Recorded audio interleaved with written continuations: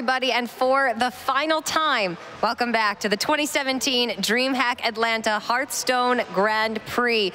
It is now time to get into the grand finals. We have fought through 9 rounds of Swiss. These players cut to a single elimination top 16 bracket, and now we are down to just 2. It is Noblord who took down Just Saiyan in the semifinals versus Dr. Drjikininiki, who just defeated Naaman to get his top 2 spot. My name is Cora Songbird Georgiou, and joining me on the desk to cast these finals for you are Falcone and Lothar. Guys, it has been 3 very long days.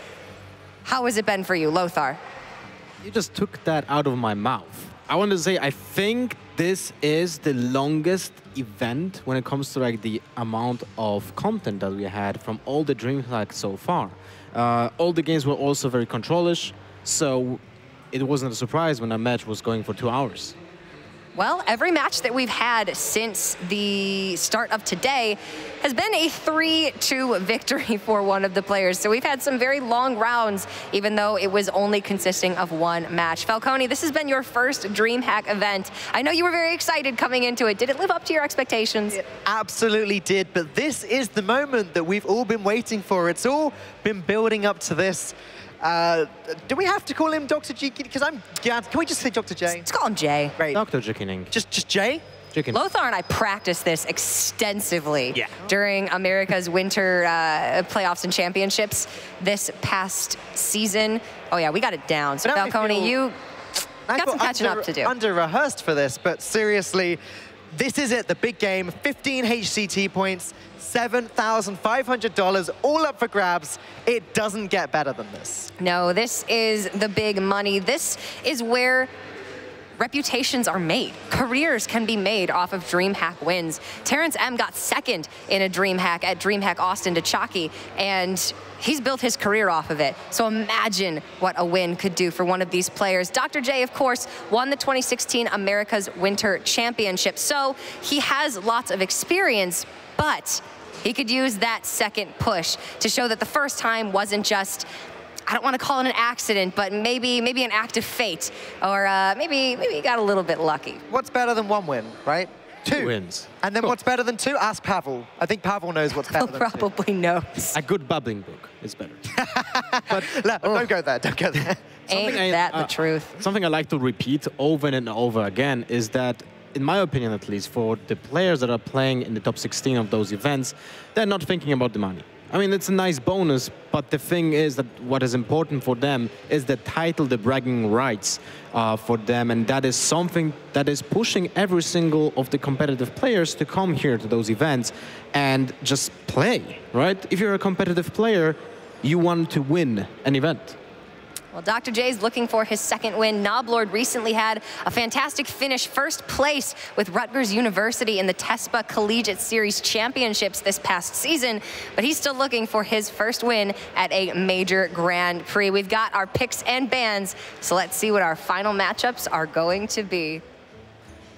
One thing I wanted to mention, it's really cool that we don't have mirrored matchups, and in this final, of course, we have 2 Pirate Warriors, 2 Jade Druids, and 2 Evolved Shamans, but at least the 4th class is different, and that is the Mage from Dr. Drjikininiki, and that is the Paladin from Noblord. So it's not the direct mirror match that we had for some time. We had a very, let's say, non-diversified metagame. And now with Ungoro, we have a lot of decks in each class. All of them are playable, and we have seen this event, Rise of the Priest. We don't see it in the final. Yeah, that's a shame. But it was a theme of the event, I think. One of the most interesting things as well about Noblord's Paladin, obviously we've seen lots of Murlocs going around, but Noblord's it's actually an Azoth Paladin that's made it all the way here to the finals. So while the aggressive Murloc builds have been the most popular, and you might say the most successful, obviously not anymore, because they're not what's made it to the finals. N'Zoth has. I do want to point out, though, in his past matches, Dr. Drjikininiki has been banning Druid because he has Freeze Mage. Jade Druid is the biggest counter to Freeze Mage, but in this series, he's chosen to ban the Warrior. Why do you guys think that is? It's an interesting question, actually. based on those matchups, I wouldn't say that the Pirate Warrior seems like the worst one on paper. So I'm not really sure what is the exact reasoning from Dr. Drjikininiki. He didn't have actually that many problems in the past with the Pirate Warrior. No, he's gotten through it quite smoothly. The Druid ban working very well for him, and he got 2 wins against Naaman with the Freeze Mage in the last match. Granted, all of his matches have been very close. Versus Sir Slim, the Pirate Warrior did get some wins off of Dr. J, and Dr. J did now have to come back from a 2-1 deficit against Naaman with his Freeze Mage. So maybe he's gotten a little bit antsy and doesn't want to go up against Pirate Warrior, but I wonder if it'll factor in. Maybe it was just a double bluff and it didn't work out.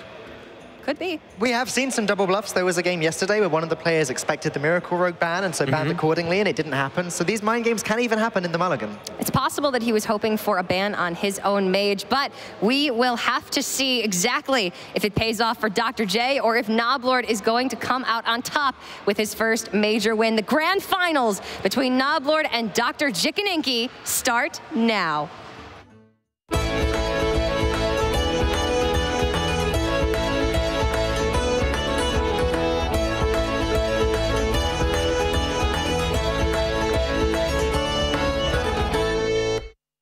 We are ready to start the final series of DreamHack Atlanta. Atlanta.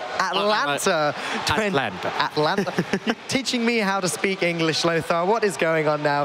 2017, it's going to be Noblord versus Dr. J. And we didn't do predictions before. Lothar, who is going to take it away? I would say Dr. Drjikininiki will take it away, although the ban might have been quite iffy, but we'll see how it works out. But I'm really impressed how he's playing the entire event. But I can't not say the same thing about Noblord. He's actually on point. He was a little bit upset in the previous rounds and like in the Swiss when he was saying that he made a lot of mistakes. But at the same time, I think he stepped up massively in the top 16. Well, just for a little bit of fun, you pick Dr. J. I'm going to pick Noblord so that we're supporting the other side or picking the other side. But I believe we are ready to jump into game number 1 of the finals of DreamHack Atlanta. And it's USA versus USA, unfortunately. Unfortunately, yeah. We're being a little bit biased there. We're going to have to just live with that. Naaman, of course, being eliminated in the semi-finals. Never mind, 2 fantastic, storied players. Let's see which one of them can continue their story with this great win. So Pirate Warrior against N'Zoth Paladin. By the way, it's kind of iconic that N'Zoth Paladin is a 2nd time in a grand final of a DreamHack Grand Prix, because in last year's Valencia, we had seen Evangelion just completely rolling over people with N'Zoth Paladin. He had a ridiculous 12-1 result with the deck, and it's kind of funny to see the deck still performing after a year. It's one of these decks which kind of comes in and comes out, and it never reaches full popularity, but when it does come in, it takes these tournaments by storm. As you said, Evangelion and now Noblord with this today. We just need to find out if he's able to go all the way. Pretty slow start on Noblord's side, though that's exactly what you'd expect. Dr. J has got Fiery War Axe into South Sea Captain. He's not going to be complaining too much. Yeah, he doesn't have the 1-drop, which is important, by the way, against Paladins, because they are slow on responses. The best early game response to anything that is happening on the board for Paladins has been, for I think forever, was actually just Doomsayer. Yep. A neutral card. So it shows you how the class is actually built from the ground up, because there's not a single class card that can be played on 10-1 or 10-2, at least not something that is in metagame right now, that is answering early game problems. This is why we had seen the rise of the Relying Blade instead of the True Silver Champions, and then we have seen the switch from not only the True Silver Champions of the weapons, but also the rise of Blessing of Kings, because the 4-mana slot was relieved from the weapon that was a staple for the past 3 years. And as you said, Doomsayer is just so key for the Paladin against any of the aggressive decks. Noblord is going to want to put that down nice and early to take some initiative away from the Warrior. Fiery War Axe going straight into the face there. It looks like, okay. Dr. J stopped mid-swing. He's got the upgrade. He's got Dread Corsair, both of which can be played next turn along with Bloodsail Raider, but now the Doomsayer comes down and messes all of that up. That is true. There's almost no possibility for Dr. J to actually deal the 7 damage. 1 mana off for the Corcoran Elite. Yep. And I still don't know if he would like to do that anyway. He is missing then 3 damage from the weapon, but at the same time he builds up board presence. In this situation, the maximum damage output that he can deal is basically 5. He can go for the upgrade and attack, which is then doesn't transition into a just, you know, a lost turn. Didn't opt for the attack, which is interesting. Yeah, and holding onto the weapon is super risky. These guys know each other's deck lists. We can see Noblord's Harrison Jones is in hand, ready to go. Whether Dr. J is trying to bait out the Harrison on this so that he can put an Arcanite Reaper down later or not, I don't know. Obviously, Harrison can't come down for a few more turns yet. To be fair, if you want to bait out a Harrison Jones on a 4/3 Fury Warax, I feel like this is a high-quality bait, actually. Well, by the time the Harrison can come down, the Warax, you'd think, will have hit in a few times. So even if it ends up being a 4/1 Warax, that's maybe okay for Dr. J. Here, a 4/2 that gets destroyed by a coined-out Harrison Jones is actually a big deal. And the problem for Noblord, though, is that even if he goes for the Harrison Jones and gets him that 8 point of damage nullified, there's a huge board staring at him. And that is actually 9 damage. And he cannot attack with his Relying Blade, because this is the one time when actually Truce of a Champion would have been better. Yeah, I have to say, I think that was super risky, holding back on the Warax before. He actually gave Noblord an extra draw and obviously wasted that extra 4 damage as a result. Luckily, Dr. J has picked up another weapon now, so he can carry on swinging. But Noblord is putting himself in a better position as this game goes on. All he needs to do now is find a way to clear this board. Yep. And, well, we know the deck has some options when it comes to that. The thing for Dr. Drjikininiki, though, is that he missed 4 damage, basically, in this game. Yep. If there will be a situation when he will be, you know, 4 damage of lethal, that means that the, you know, being cautious with the weapon and not attacking with it for 1 turn might have been a mistake. And it's all very interesting to see all those small little things mattering or not in the end game. Because this is the thing, like when you play against the Nzov Paladin, you need to be bursty. You need to be fast on decisions, because otherwise the Paladin will just tank up behind a wall of taunts. In this case, of course, there's the Spikered Steed, and then use the Forbidding Healing to reset the entire game after he gets to clear the board with a quality Pyromancer, an example. And hey, you got to think right now, with that 4 extra damage, Noblord would already be down to 8 health, though him being down to 12 health is already quite scary. He could Forbidden Healing this turn, but it only puts him back up to 22. That's not really good enough. Well, I think he will be pushed to use the Forbidding Healing this time, as I said. But what he is able to do is kill the Dreadkosa with the Harrison Jones. They trade 1 for 1, which is of course not ideal, but at least you can go through it. Then the weapon kills the South Sea Captain, which puts down the attack by net 2, because the Rider goes to 5, and the Patches goes back to 1, but the damage is done. Yep. Including the Corcoran Elite, that will leave an extra 13 damage ready to hit Noblord next turn. So Noblord not quite dead if he goes that route. But Dr. J is so close, and again, we've got to keep questioning, what if 4 more damage was dealt? Yeah. 19 Noblord's health total here. I believe I said a moment ago, 13 damage. Oh my god, this is the burst that he was looking for. Well, that's 15 damage total. That 4 damage would have been lethal this turn. Look at that. Small things that matter. And Noblord would have had 1 less card in his hand as well. That's also... Yeah, that's also important. Maybe he wouldn't be actually pushed to use the Harrison Jones at that time. So maybe that's the difference. Maybe something else would have been developed on the board. Okay. But at the same time, I feel like in this particular matchup, you don't really use the weapon when it has such a high attack value to trade. Right. Because your minions, the minions that your opponent will be playing will be either underwhelming when it comes to the stats. So even Patches is actually good enough to trade up, especially when you have a South Sea Captain. And even if there will be bigger ones, that means they have small attack value. So an example is Stonehill Defender, right? Yep. Harrison Jones is actually one of the biggest minions that the deck is sporting, apart from, you know, of course, the big hitters, right? But till the mid-range, that's the biggest one that the Paladin can play. I'm just trying to look at how Noblord can get out of this horrible situation. He can use Forbidden Healing to heal for 12. He can put both 1/1s into Leroy. That again, just about allows him to hang on, even considering the damage in Dr. J's hand. But every turn that he just spends sitting there and healing up for 12, he's not developing. He's not really putting a stop to Dr. J. He's had to do it, but he's in a dire situation here. Luckily, Dr. J is not going to quite have the mana to play both of these cards, but he does have the mana to play that. 9 damage available to Dr. J. And there's no option of playing Spike Steed with a minion next turn. Right, you just have to go for it. That Mortal Strike, actually, Mortal Strike is something that we didn't see for the past time. Haven't seen it much this weekend even. Yeah, I think Dr. J was the only player bringing the Mortal Strike as a one-off. One of the only players. I think Green Sheep did as well. And there are maybe 1 or 2 others that we didn't see, but we really haven't seen much of it. And the problem with that card is that sometimes it's just stuck.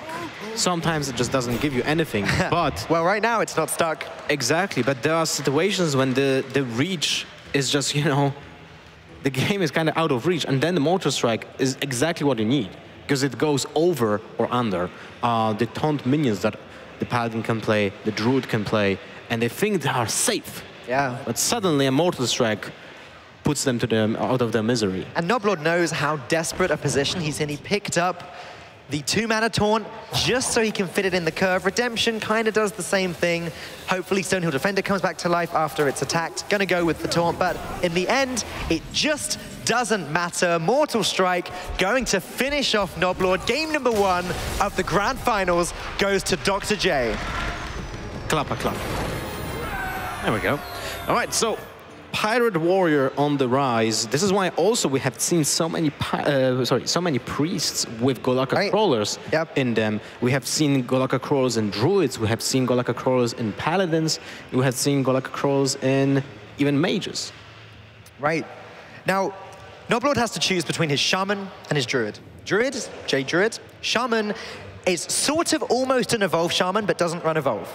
It's a token shaman. It runs the evolve shaman deck, but without the evolve, without the doppelgangsters. It's got some elementals in as well. It takes advantage of the fact that Jade Spirit is now an elemental. They've put Kalamos in there. And so it's pretty much just token shaman. It runs the double bloodlust, which is very, very good with Kalamos. Yes, I agree. But the problem with the deck is that Kalamos is very top-end heavy. Yes. Very top-end heavy, and the problem is also that you require that synergy with the elementals. And this deck kind of vomits minions on the board, and sometimes you don't even think that you need to keep an elemental in your hand in case you get to draw Kalamos. Right. Yeah, Noblord's pretty much going to have to just fight with everything he's got over the early turns just to keep up with the Pirate Warrior. Devolve is a very good card against Pirates, as it is also a very good card against Murlocs. It just destroys tribes, because it just changes them from Pirates to other things. So if there's a South Sea Captain, it just won't matter. There's the Malison Portal, perfect answer for those 2 1-1s. Oh, people clapping to a Malison Portal, that's incredible. It's nice to see people getting so excited for the grand finals of this tournament. It's been a long time coming, but we're here now. And the way Dr. J is playing at the moment, it might not even be that long. Yeah, it might be blazing fast, because that Frothing Berserker on a 10-2, that is a lot of pressure. Blazing fast is, as always, a great way of describing Pirate Warrior. Dr. J has some straightforward plays coming up here. Bloodcell Raider, deckhand, making the trade. Frothing gets bigger and bigger. It will die to Jade Lightning next turn, but Noblord can't then deal with the other 2 pirates that Dr. J just put on the board. Yeah, and it's the Jade Golem will be only 1-1. So basically it dies to the weapon, to the Rusty Hook that Dr. J already has equipped. And that means 2 pirates are left on the board. The South Sea Captain or even, you know, the Cochrane Lee would be fantastic plays. All right, so we have seen the Devolve good enough, especially for minions like Frothing Berserker, because they are being overstated for the cost, basically. Yeah, the Devolve was particularly helpful there. It does mean that Noblord's not going to have held onto it to get rid of any pirate synergy, but it doesn't matter too much because now Jade Lightning can just take out the ship's captain. It's still not pretty, though. Noblord's still going to have to leave stuff on the board, and he's already down to 18 health. Thing from below just out of range, and Patches picks up off the top. Things are really not going Noblord's way. Well, you know, for Dr. J, it doesn't really matter if those minions are pirates or not. Of course, the synergy with the South Sea Captain would have been there. But in this case, the more important for him is the fact that he just gets to deal damage with those minions. Even if it's only one, the chip damage stacks. That Shaman, his only way of healing is Kalimos. That's the only way. And you know, Lothar, I know a pretty good warrior card that deals damage, and that'd be the Arcanite Reaper that was just picked up off the top for Dr. J. Noblord, depending on which trades, nope, everything's going face. Noblord down to 10. One Arcanite Reaper will be, oh, okay. He's trading. I was thinking maybe there's some merit to just play Arcanite Reaper, go face for 5, I was keep wondering the Cork in the that. lead. But obviously, Dr. J favoring board control. Next turn, he can drop the Arcanite Reaper to make any trades against any taunts that he has to. Not going to want to trade an Arcanite Reaper into this, but he doesn't have to. The Corcoran will, Yeah, that's the thing I was pointing out. Like, if you would just go for the weapon, the Corcoran lead would be unaffected by answers from Noblord. So maybe that was a small consideration, but still, it doesn't really matter now because the damage is going to be stacking really fast. Yeah, Dr. J able to keep putting stuff on the board, but this is frustrating now. He's got no other pirates, so obviously the Fiery Warx doesn't get a buff. That thing from below getting in the way. The Fiery Warx isn't quite good enough to stop it, but the Arcanite Reaper would be. Now Stonehill Defender is more taunts. This might be the turning point for Noblord. If he can get the Kalimos heal off, then he will just win this game, but that's still a long way away yet. There's one problem. He needs to get an elemental in the hand as well. I found an elemental. Ooh, Hot Spring Garden.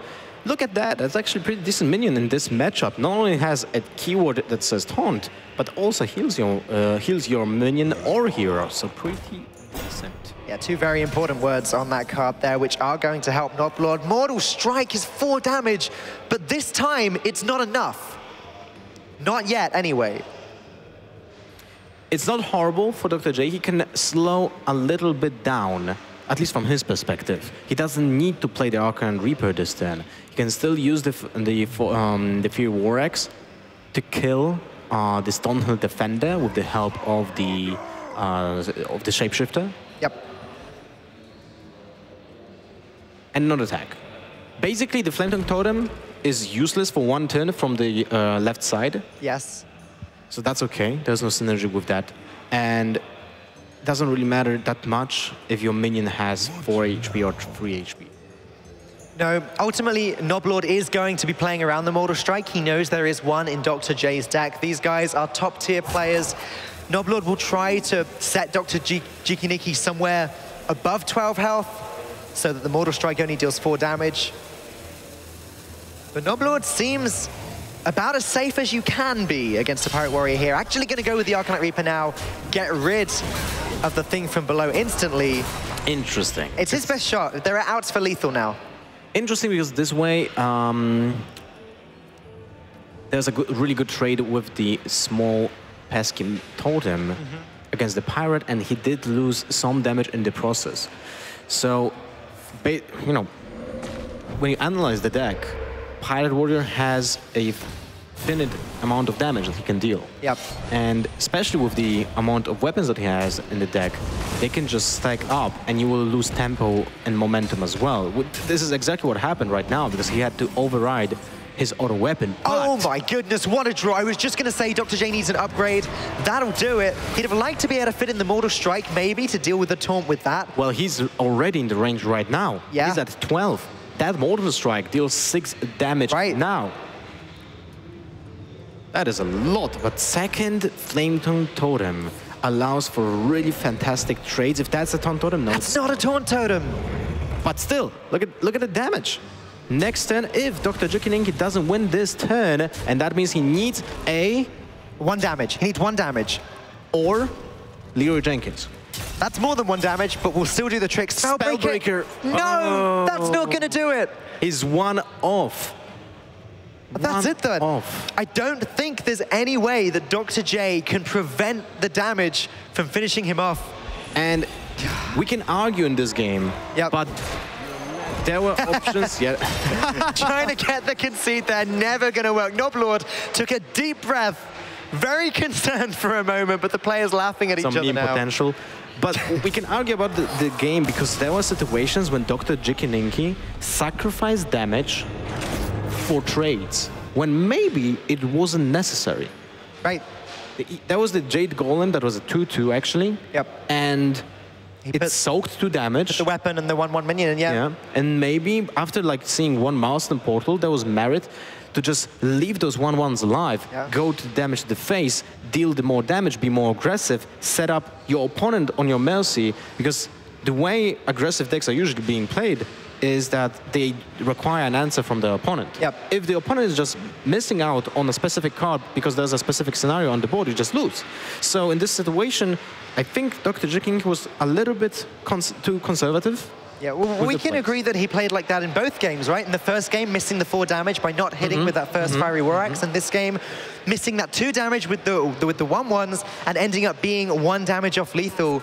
But Dr. J needs to reset, get ready for this next game. It's going to be the Freeze Mage versus the Elemental the Token Shaman. It's very hard to define this deck. It's sort of a mix of everything. Let's say it's a mishmash. The Mishmash Shaman. Yes. Okay.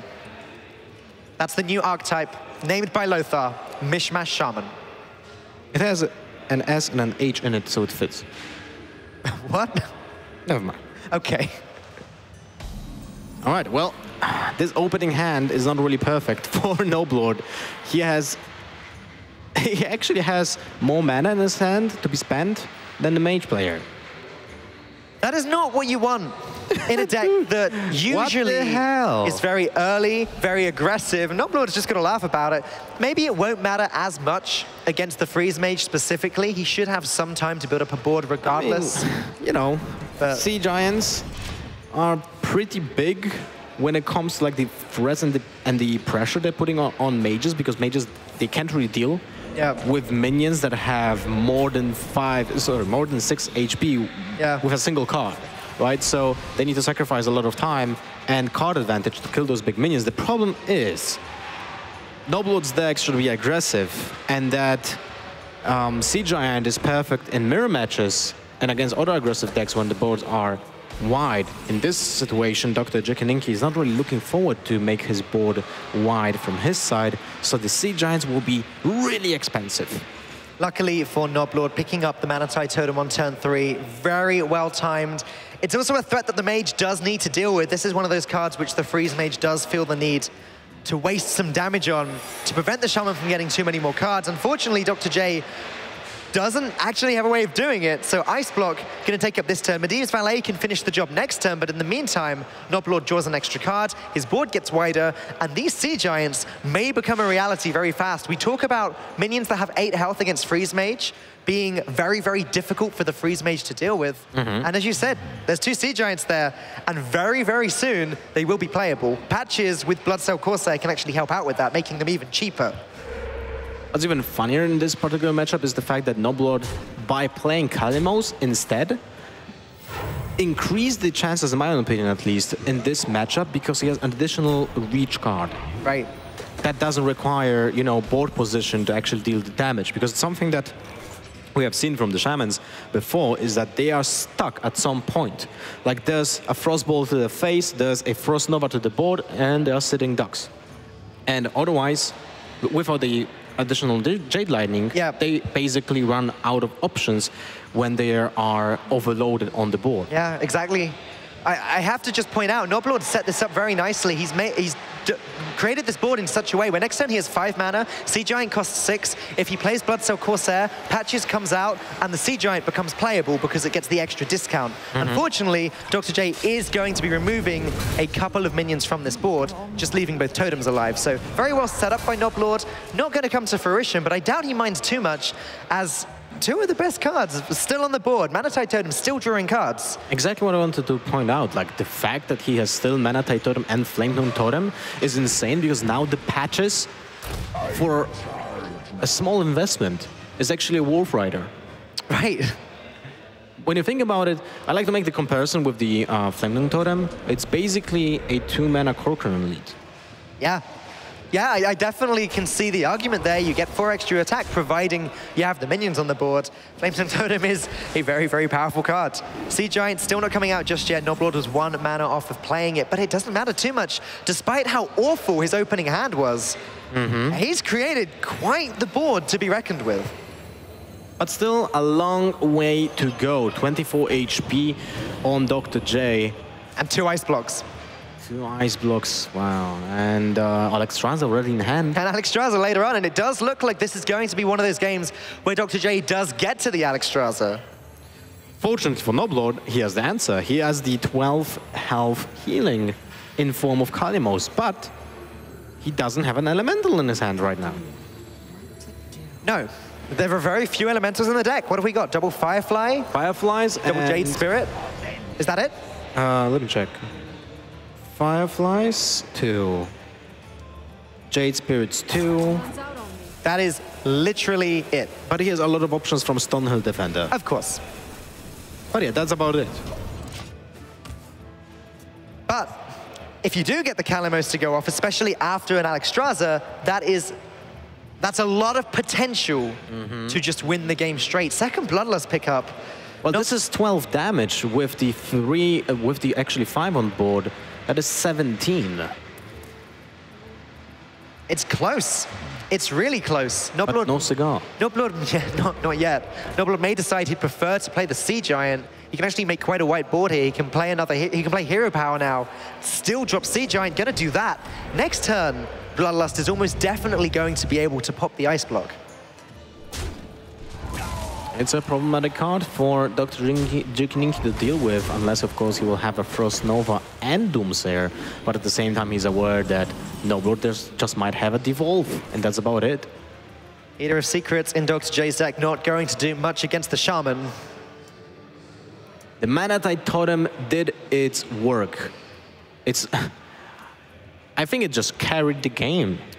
It went down on turn 2 or turn 3? Turn 3, and it's turn 6. Yeah. No secret on the board for Dr. J at the time, so he couldn't play the Medea's Valet. The following turn, it was too important that he dealt with a thing from below. Flame Strike going to prevent the Bloodlust lethal, but didn't deal with the Sea Giant. And now Noblord's able to play Aya if he wants to. Just for more minions that aren't going anywhere too fast. Aya seems decent. It's a high-sided minion with a Death Rattle. The Death Rattle is even more important than anything else, just to have the synergy with the Bloodlust. But at the same time, he can dig with the Manatite Totem again. We have to take into account that he used both Flame Tongue Totems. Yes. So the zero-attack minions now have less value than they had before. Still good with Bloodlust, though. Yes, exactly. But yeah, playing the Manatite Totem, playing the Jade Claws, seems pretty good. He's got Stonehill Defender soon, which he can play, as you said before, to try and fish out for an Elemental, which he can combo with Kalimos. Noblord still looking good this game. Flame Strike gone for Dr. J. Primordial Glyph could fish him out another one, but I think Firelance Portal is going to be just a little bit too tempting here. Yeah, it has to be played. For Noblord, I feel like he... Oh, that's a decent minion. It's a taunt. Yep. Noblord is gonna...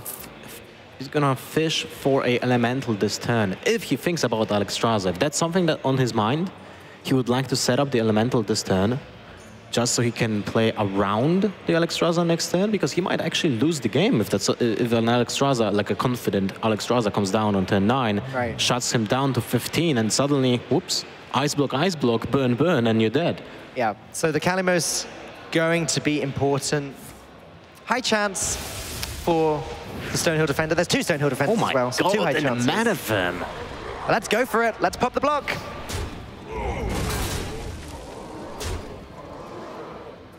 Or not. I was just like, wait, what? I thought he still had another. I think Noblord thought that as well. I got confused. It does seem that way. I was looking at his confidence. It's like, yeah, okay, this must be, but that's sort of a problem. Now, without the elemental setup, it's kind of weird. Now he needs to deal with Alexstrasza and fish for elemental the same turn. He does get the elemental, he does get a little bit of healing now, and he's got a lot of healing ready to go next turn. Dealing with the Alexstrasza is the hard part here. None of these cards are that relevant at all. Dread Corsair can come down for cheap next turn with the Jade Claws. And I guess he can play that with the Kalimos, so that's something. Fortunately for Noblord, the Flame Strike was already played. Because, as you can imagine, Flame Strike here alongside an Ice Block would have been a disaster. Still, a Primordial Glyph can happen. And that's probably something that Dr. Drjikininiki will start with. Here we go. Flame Strike is almost game-winning. No, it's a... Oh, dear. So you get about a 25% chance for a Primordial Glyph to be full of trash. And I think this is one of those 25% chances. Well, no, you can argue, but Polymorph is a decent card. I mean, it's just not a good card right now. Right, okay, so Polymorph is good in most circumstances, but not against a wide board when you're trying to beat a Bloodlust. Wow, Yeah. no, Bloodlust isn't relevant. He's only got 2 health left. But it's relevant for dealing with the Alexstrasza. Man, this is looking awkward for Dr. J. And I believe this was the second glyph, was it? Yeah, Actually, not so sure. What's really relevant here as well is that he played the Pirate Warrior deck very, very defensively, we thought. But then as soon as he got the chance, aggressive Alexstrasza, go for it. There are still cards that Dr. J can pick up to just get lethal next turn until Kalimos comes down and ruins that chance. A healing for 12. Almost like a priest. Yeah, it's like a greater healing potion. We have seen that card a few times. Which I find it interesting because it feels like in most situations, actually, Priest of the Feast is better, right? It does feel like that. I think we'll have to have a chat with Just Saying about it. Get his reasoning there. But no surprise, Noblord popping the block, playing Kalimos, Primal Lord. No surprise at what the pick was there. Now Dr. J somehow has to deal 24 damage. And not die. And not die. And at the moment, it's even a struggle to get the Alexstrasza to hit face. Sure, he can. He could polymorph one taunt. He can Firelance Portal the other. But then he's only dealing 10 damage, not 24. And there's a bit of a difference between 10 and 24. Even I can count that. Congrats. Thank you. All right, well, he needs to commit to more draws. Oh, man. That is not cutting it. I think it is a bottom right click. Looks like the Shaman going to get the second game in a row. We know how vital it is winning 2 games in a row in Last Hero Standing. It's happened. Is there anything we're missing here? Is there some... No, I don't think so. Dr. J has worked it out. He would not have conceded if there was any way to win. It was close, though. Noblord seemed to be unhappy with the turn of that he opted for the Bloodlust. Where it looked like he was going to pop the block. Yeah. It will be nice to talk to him later and see. Maybe this is a stressful situation. I have complete faith in Noblord. He's gotten this far. He's had great performances in the past. But these things can happen. Of course, of course. Regardless, it was a good use of Bloodlust. It did put Dr. J's health down really low. So maybe it was intentional. Now, Dr. J is facing a really difficult task. His Jade Golem Druid needs to win 2 games in a row. Not something that we didn't see because it's one of those decks that can actually sweep everyone, even if it's an unfavored matchups, thanks to cards like Innervate. Yep. But where it gets tricky is that he has to win an unfavored matchup, and then he has to win a mirror as well. So when you look at the percentages, the chance of Dr. J taking away this win are actually quite slim. It's definitely an uphill battle. This is potentially the final game coming up of DreamHack Atlanta. If this aggressive Shaman deck can do what aggressive Shaman decks do really well and beat the J Druid, Noblord will be your champion. Let's find out. Today. Right now. I honestly can't say which version is better against Jade Druids. The Shaman, I mean. The Shaman with Evolves or the Shaman without Evolves, with the Sea Giants and the Kalimos? Well, they're all great, right? These boards that go wide, that Swipe doesn't deal with, just tend to be really, really sticky. The amount of tools that the Druids got to deal with these pesky totems, the Mana Tide, the Flame Tongue, yeah, there's 2 Wraths, there's 2 Swipes, but that's it. Fortunately for Dr. J, he already has a swipe, so that's something. So that's 1 Mana Tide totem dealt with, but is that enough? Is that a waste of a swipe? Managing these resources is actually very difficult as the J Druid. All right, Noblord's hand is not really looking that great either. He can commit to early game Mana Tide totem just with the coin right now. If he goes for the Jade Claws, unfortunately, he is getting overloaded on turn 3, but he can still use the coin to get the mana tide. So that's something. Jade Spirit coming at a pretty nice turn there. Definitely not the turn for a swipe. So putting a body down on the board, starting the Jade ramp going. And now Noblord, he has 2 mana to spend. Second Jade Claws isn't really playable. Maelstrom Portal doesn't look too bad, but he's going to go with the Mana Tide Totem while he's got the chance, hoping that once again, like in the previous game, where Mana Tide Totem just won him the entire thing, maybe it can do it again right now. I like the way that he plays around swipe, did an attack with the cursor into the 1/1 Jade Golem just to prevent a really good swipe right now. And that is actually crucial because of the fact that this deck, Noblord's deck, has even more synergies with the amount of minions on board than the Evolve Shamans because of cards like Sea Giant. And, well, you know, you still have Flame Tongue Totems. Right. Now, this is not the first game where Noblord's Mana Tide Totem has lived a turn. And in the previous games, we believe that it's carried Noblord to the win. This could be a sweep from the Elemental Token Mishmash Shaman. Thank you very much. You're welcome. All right, well, Dr. J needs to commit to something. He commits to Nourish. Well, he's not sure. Nourish to get the ramp would mean if Nourish to ramp doesn't really look great. He is nourishing 100% for cards. Yeah. Especially with the Innovate already in hand. Yeah, it doesn't really matter what he draws. As you say, Innovate can still play any 10-man. Like, for example, Yogg-Saron. Innovate will still do that. But I'm quite surprised he didn't actually commit to swipe just to kill the Mana Tide Totem a turn before. Maybe he still has to. Well, this time now, yes, definitely has to. But I think it... Oh, my goodness. Not even going to destroy it now. Dr. J has left this Mana Tide Totem alive, not just this game, but in multiple games against Noblord. It's one of those nightmare scenarios when a single Mana Tide Totem just builds up so much card advantage for the Shamans, but even with the lower quality of the minions that they have, you just can't keep up. Especially Druids have problems. They don't have any more poison seeds. Yeah. I mean, Feral Rage could have dealt with the Mana Tide Totem last turn if Dr. J wanted to save the swipe for a wider board. He's got 2 swipes now, and there will be a lot of minions that have 2 health. So maybe the double swipe will get some work done, but the reality is there could be a Bloodlust from Noblord any time now. Could have been this turn, and that would have been GG, basically, right? It would have been, I think, 4 or 3 off, yeah. Yeah, but the thing is, then you're set up on low HP, and your opponent still has an entire hand of cards. Yeah. So, whoopsie. Yeah, right. And now we're seeing again the strength of the Sea Giant. It's going to be playable after this Jade Spirit.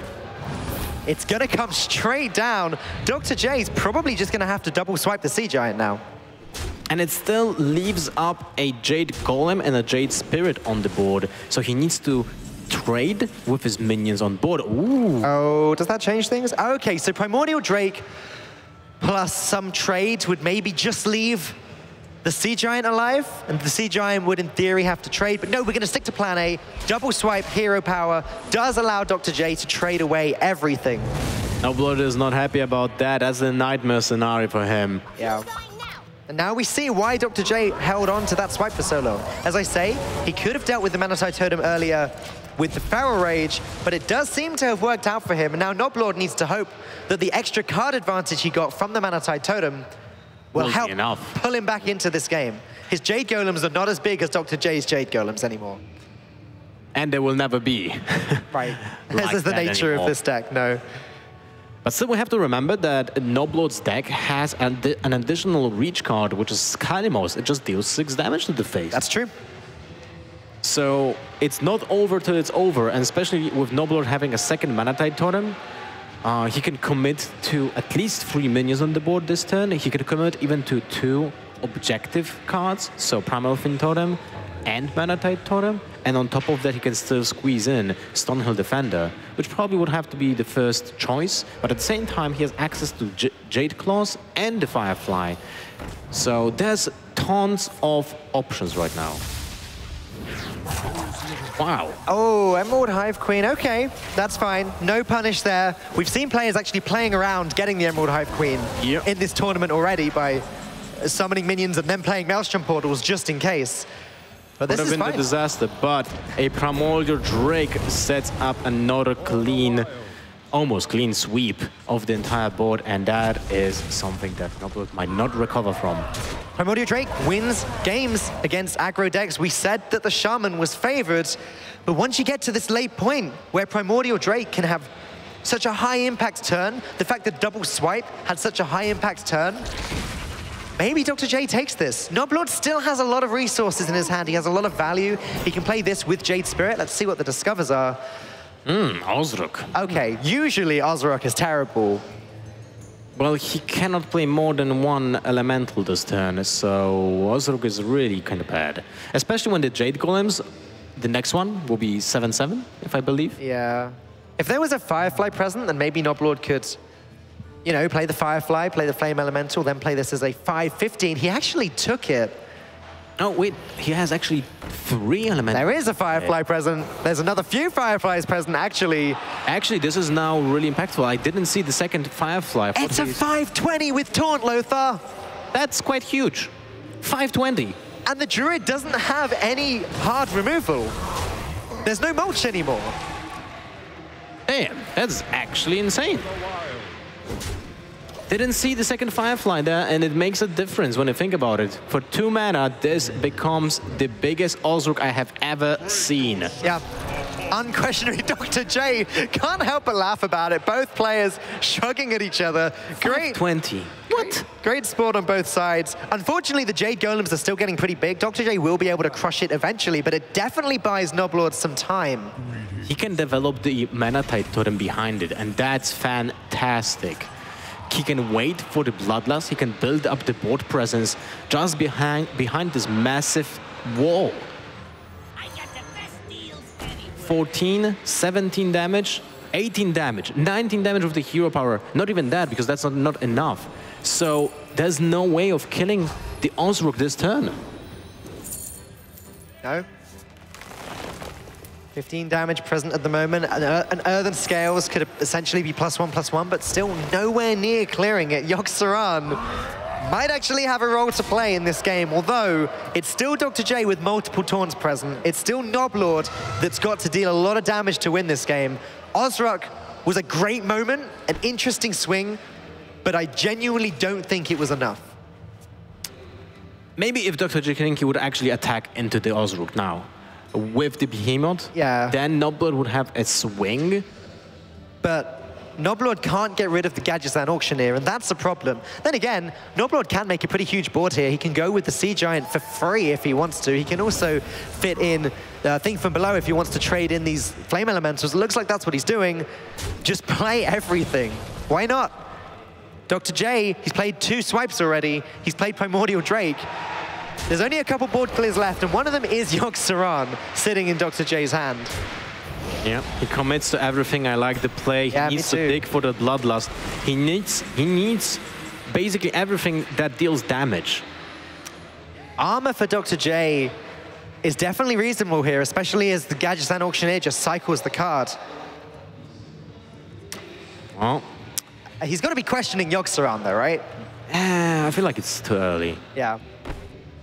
Why would he play Earthen Scales though on the Auctioneer? If you wanted to straight trade it into the thing from below for some reason. That's interesting. I mean, he wants to draw as many cards with it as possible. I think that's important. He wants to get as many spells which he can use to do bits of damage to this board. I like this, going for the Feral Rage. Wow, going to play Fandral as well. It means that he can play Feral Rage and Wrath together. Though if he's playing the Wrath, it should come before the Feral Rage, really, for the extra 1 card draw. Time waits for no one. All right, well, there goes the Wrath for 4 damage. I guess Gadgetzan Auctioneer is trading into the thing from below so that the 8/3 can go into the 8/8. Maybe it goes face. That's a good point. It has to go into the 8/8, right? Well, he is sitting comfortably over 30 HP, so I don't think actually 1 Bloodlust would be enough, but 2 Bloodlusts. That could have been the difference. May as well play around it, if you can. Flametongue Totem going to make these trades quite a bit easier. Now this 8/6 can make contact to the face. Noblord going to have one final attempt at putting some minions on the board and dealing with everything Dr. J's got. And every single creature, the Jade Golem generation right now will be a huge, huge monster. If I'm not mistaken, it's 9/9 or 8/8. 8/8 actually, because that was a Jade effort scales. Yeah, that's right. Primordial Drake actually not relevant really here. It only deals with the small minions, the Taunt and the 1/1. But it deals with the Flame Tongue Totem, and that's important. Yeah, the hero power as well. Noblord needs to pick up 2 damage, really. Like, a Jade Claws now would be great for him, but he used 2 pairs. He did. There's the Bloodlust, a little bit too late. That's not good. little bit too late. So it seems like we'll have the full 5 games grand final here in Atlanta, because I don't see a single out for Noblord. Even Kalimos is not really that great because it's just too slow. He didn't have Elemental now to have the synergy.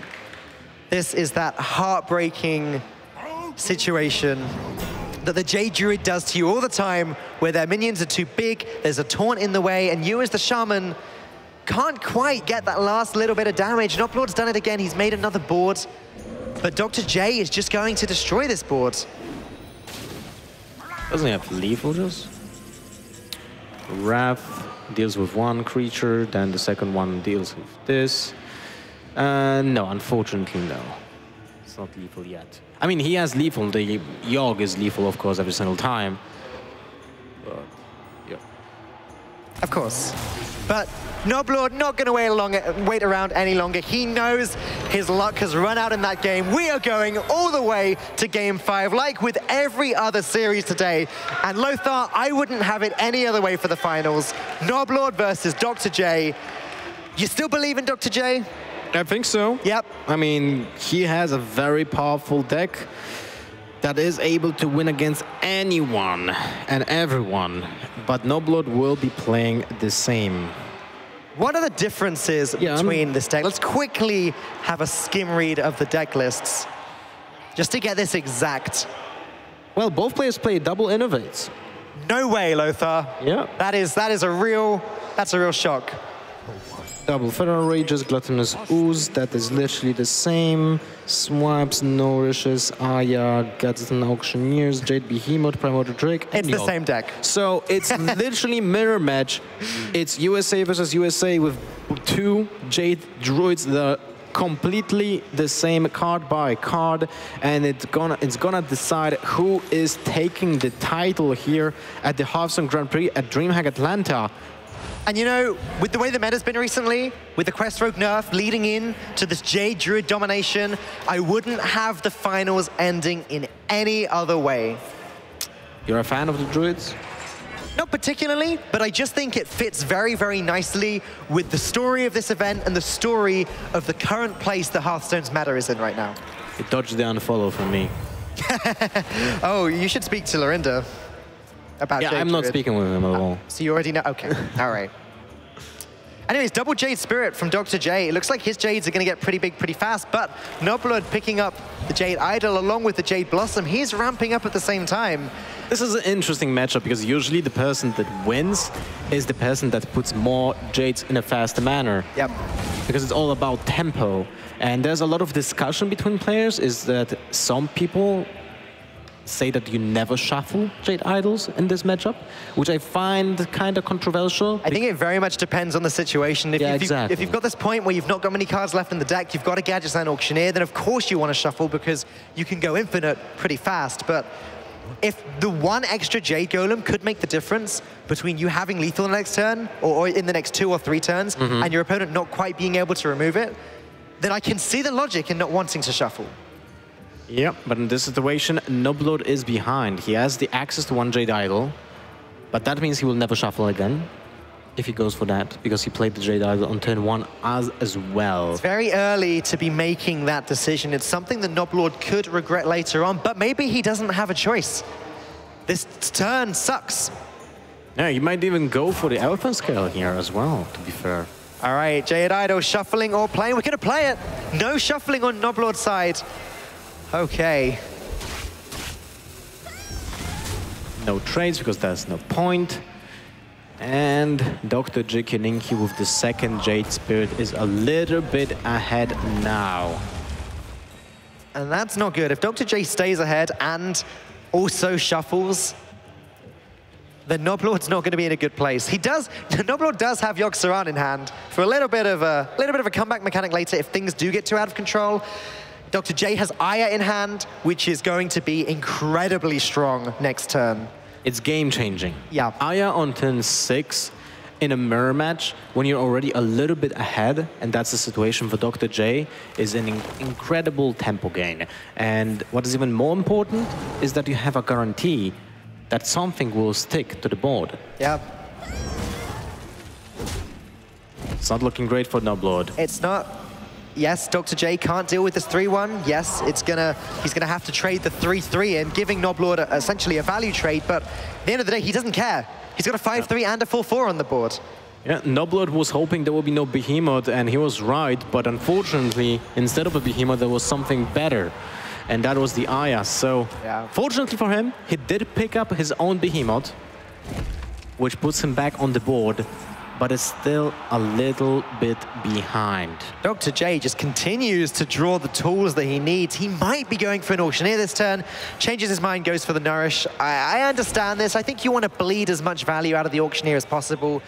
But now there's even more potential for Dr. J. Next turn, he could play Fandral, Innovate, Nourish. Huh. And then Wrath on top of that. Yeah. Goes for the Innovate Swipe this turn because it sets up a good tempo play. That's really strong, actually. And gets him a 5/5 minion. It's a good decision, I would say. As I said before, this matchup is mostly about tempo, and this is the maximum tempo that Dr. J could have get this turn. He wasn't greedy, which is a great sign of knowing the matchup.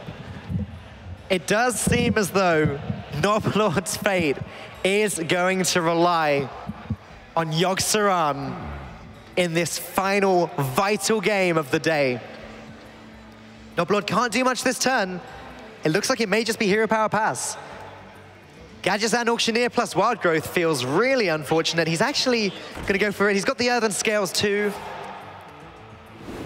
A second Earthen Scales, great draw. Also filling up the spell counter, making that Yogg-Saron even bigger. Oh, and an Innovate. Wow, this is what the hell? This is going well. What the hell just happened? Into Jade Blossom. Noblord just drew a lot of cards. From the top of the deck, what a combination of cards. That was actually, well, it was lucky. Don't lie to ourselves. This was lucky. I said that he was having to rely on Yogg-Saron, but it looks like Gadget-san Auctioneer pulling his weight here. Now, what can Dr. J do about this? He could play Primordial Drake and make the trades. That doesn't feel too strong. Well, look at the cards that he has. Fandral and Double Wrath. Yeah, that seems much stronger. Fandral is not as strong as he was before, but it's still a formidable force here. And as you can see, 8 damage for 4 mana and cycle 2. Yeah, Fandral just wrath away that Auctioneer. Trade away the 5/5 Jade Golem into the other one. Nope, he's going to stick with my first idea. Interesting. Make the trade. He does end up with a 4/8 on the board. It's still very tricky for Noblord to get past. But he only has then a 4/8 instead of a 3/5 and a 4/4. Yeah. And he didn't cycle to card. But it means the next turn he's got the guaranteed Fandral into Nourish. Which he can then wrath after that. This isn't quite enough for Noblord to want to play the Yogg-Saron just yet, so going for the Nourish makes a lot of sense. Maybe he'll actually get some tools he can use here. Well, he needs a Jade Spirit, and he gets it. Oh, both of them! Now, don't forget, Noblord has played both Jade Idols, and he hasn't shuffled one of them. Yep. That may be important as we get later on into the game. Noblord didn't have a choice at the time, really. It was that or just shuffle and pass and do nothing. Innovate on top. Now he's able to play both wraps this turn as well. I think he might actually go for it. This game is seeming very one-sided for the time being, but I don't want to make any definitive statements before Yogg-Saron has been played. Yeah, he might have something to say about that.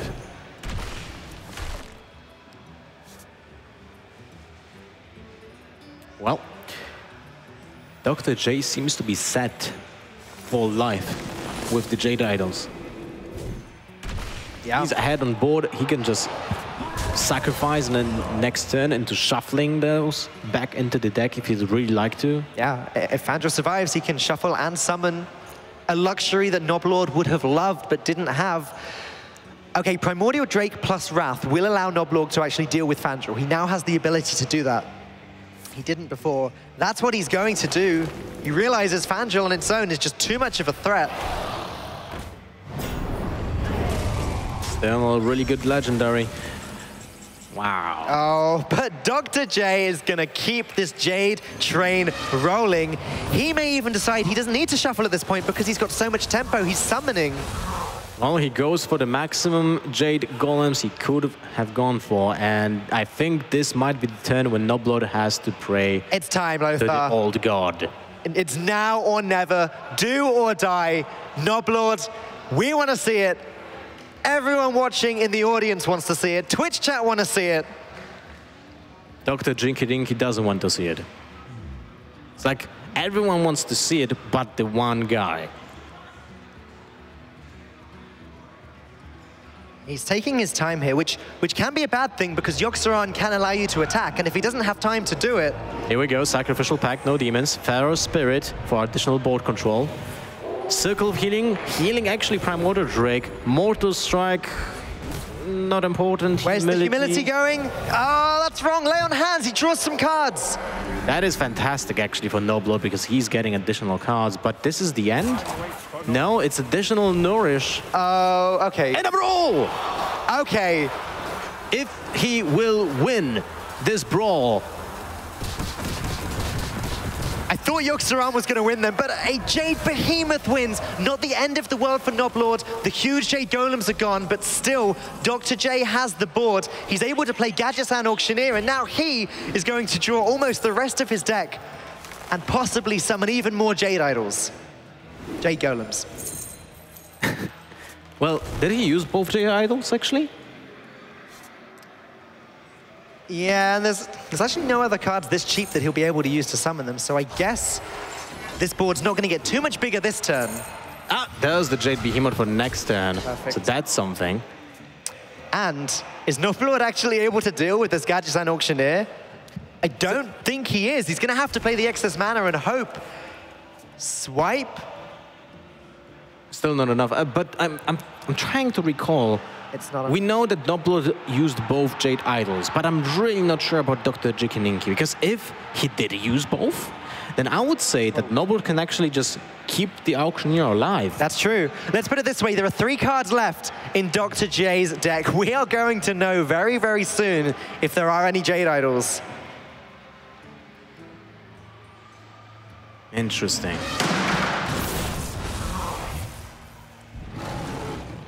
All right, well, a 7/7 Golem there it is. Spawned as the second Jade Idol, so it turns out there will be infinite Jades. There we go. Dr. J gets a full 10 mana's worth of Jade Golems. Hey, look at that. Because Wild Growth, drawing him all of these extra cards, he can summon as many of these as he wants. Obviously, he has to do the occasional shuffle if he wants to keep this going, but Noblord, he's smiling. It doesn't look like there's going to be any way back for Noblord in this final game. He had his chance with the Yogg, but there's no Deathwing in his deck to take another shot on that board. And unfortunately, even if there would be, those Jade Idols will be bigger. There's a huge, I just heard a huge round of applause coming from the audience. They know where this is going. We know where this is going. Noblord knows where it's going, but most importantly, Dr. J knows where it's going. It takes a while, you know, when you're shuffling all those minions. You got to get this Jade Train rolling. Jade Train rolling. I always mess that up. Every time. This is quite a board. 12-12, 11-11, 10-10, 9-9, a 4-4, and a 5-2, all staring down. There is just at nothing. Noblord, and Noblord is helpless. He's defendless. He doesn't know what to do. There is just nothing in Noblord's deck that's capable of taking down Dr. J. Dr. J is your DreamHack Atlanta 2017 champion. Cora, what did you make of that final game? You guys were freaking me out there. When you didn't know if there was a Jade Idol left, you're like, did he shuffle it? Is there one left? Did he use them both? If he didn't have Jade Idol left, that game was done. Yep. That Yoxeron Brawl would have won the game for Noblord, but Dr. J, he knows what he's doing in a Druid mirror. You know that you need to shuffle those Jade Idols if you want to go infinite, and that was some of the most beautiful gadgets and Jade Idol action that I have seen. So fantastic. Dr. Drjikininiki is the 2017 DreamHack Atlanta Grand Prix Hearthstone champion, the very first DreamHack Atlanta champion. I can't wait to get him over here so we can interview him a little bit and ask him about how this is. Obviously, we need to give credit where credit is due. Noblord has done an absolutely fantastic job. He took down Just Saiyan in the quarterfinals to make it to this point, and he is so incredibly talented. Still a college student, but has managed to make it this far. This will not be the last that we see of Noblord, not even a little bit. It was a well-played series by Noblord. It genuinely looked like he was just going to sweep with his elemental mishmash shaman at some point. Yeah, it was very close. I was actually surprised that we didn't see the third win with that shaman. It was so close, just ending up the entire tournament half an hour ago. Well, I did tell you guys, Dr. Drjikininiki, in all of his games that he has won over the last 3 days, it has been 3-2 victories. If he's lost, it was 3-0. So if Jay took one game in this series, it was going to be his series. And it turns out that it was. Everybody, our 2017 DreamHack Atlanta Hearthstone champion, Dr. Drjikininiki. Dr. J, how are you feeling right now, man? Oh my gosh, this is incredible. This is just, it's great to have had previous success and then go on top of that and do something else and show people that I'm still a force to be reckoned with, even though I wasn't active for a little bit. So this is just, I wasn't expecting this, but this was incredible. I'm really glad I have it. You had a fantastic start to your year, the 2017 America's Winter Champion, and now you're back and the DreamHack Grand Prix Hearthstone champion as well. Tell us a little bit about how your experience has been throughout this tournament. What has it been like? Honestly, it's been incredible. The matches were incredible. I've met some great people along the way, and the biggest thing about this tournament was just the people I was around the entire time, and they were all great people. You may have seen their jerseys. They were a team Out of Pocket Gaming, and they were great people. And I've also got my Denial boys supporting me out there, so I'd like to thank them. And then it's just been incredible. I'm honestly a little lost for words right now, so I wasn't expecting to come back with the Druid, but it feels great. Well, hopefully I'll ask you a question that you studied quite a bit and can answer well. I know I should hate you for taking out my brother in the top 8, but Jay, we were on the desk earlier and Falcone asked me who I wanted to take it if it wasn't going to be my brother, and I said it was you. So walk us through, what was your lineup that brought you here and how did you put it together? Okay, so my lineup was a hybrid mage. It was like a freeze mage. It ran Doomsayers, Frost Novas. It was mostly to beat the aggro decks out, mostly Shaman. I was expecting a lot of Shaman here, so that's why I brought that deck. I also brought a Pirate Warrior because I felt Pirate Warrior is one of the strongest decks right now, so I thought that'd be a good bring. I wanted something to help me beat the control decks because my lineup lost to control very heavily, so I brought a Jade Druid to make sure that I had Taunt Warriors down, Control Paladins down, any control matchup.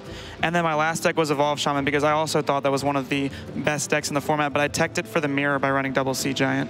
I really liked the Sea Giant tech. I don't think we got to see it too much, but it was really intelligent considering how many Shamans there were in the tournament and how many people were forced to ban the Shamans. You instead were then able to ban Druid to keep your Mage alive, which helped you in some really sticky situations. Falcone, Lothar, you guys have any questions for our champion? We wanted to ask about the Warrior ban in the final series. Yeah. Okay, so I was talking to my friends, specifically Sidonia was the one that helped me out the most with this, and the reason I banned the Warrior is because it had favorable matchups across my entire lineup. He ran double Bitter Tide Hydra, which meant my Druid couldn't beat it, which typically Druid is my counter Q to the Warrior, but since he was running the 2 8/8s, I don't think my Druid would have been as favored as I typically had hoped it would. So you ended up having to play against the J Druid, but you were able to take it away in the mirror. Now, Dr. J, you said that you've been kind of missing for a little while, but now you've come back and got this huge win. All of the fans back home that have watched you get this win and want to know maybe if they could enter a Hearthstone tournament at some point, how they could go about doing that. Tell us, how many hours would you say you put in to prepping for this tournament? Oh my gosh, I put in a lot of time to prep for this tournament. I talked with players like Racy, Hot Meow, Sidonia, Teray. I've talked with all these players, my local players, Conrad, Innovation, Bad Shops. There's so many. I feel bad. I don't want to list some names, but there's so many guys out there that I worked with, Ninja, and honestly, they just helped me out so much. Like without the support of them, I don't know if I'd be here. So, I have a question. Which title would be more important for you? The Winter Champion or the DreamHack Champion? That's not fair. oh my goodness, that's a hard choice, but I'm gunning for the World Champion. So, oh. let's go with that. Now those are some fighting words. Well, on that note, Dr. J, there's a little piece of swag over here that I think you're going to be needing to try to fit into your trophy. Everybody, I present to you the 2017 DreamHack Atlanta Hearthstone Champion. It's a little heavy. Be careful. It is heavy. It's deceiving. All right, well, that's just about going to wrap it up for us here at DreamHack Atlanta, the very first DreamHack Atlanta, hopefully the first of many to come, but it is not the last trip on the DreamHack journey for the rest of this year. Just next month, we are actually going to be heading up north to Montreal, Canada, where we will be having DreamHack Montreal, and then in October over to Denver for our third United States DreamHack event of the year, DreamHack Denver. Hopefully, we'll be seeing some familiar faces, including our new DreamHack Atlanta champion, Dr. Drjikininiki, at some of these future events. But from all of us here at DreamHack Atlanta, myself, Falcone, Lothar, Lorinda, the entire production team, and of course, thank you to all the viewers for watching and for getting us to this point. We will be back next month. Have a great night.